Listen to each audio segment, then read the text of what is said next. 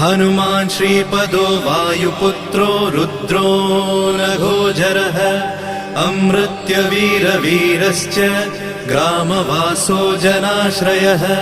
धनदो निर्गुणः शूरो वीरो निधिपतिर्मुनिः पिङ्गाक्षो वरदो वाग्मी सीता शोकविनाशकः शिवः शर्वः परो व्यक्तो व्यक्तो धराधरः पिङ्गकेशः पिङ्गरोमा श्रुतिगम्यः सनातनः अनादिर्भगवान् देवो विश्वहेतुर्जनाश्रयः आरोग्यकर्ता विश्वेशो विश्वनाथो हरीश्वरः भर्गो रामो रामभक्तः कल्याणप्रकृतिस्थिरः विश्वम्भरो विश्वमूर्तिर्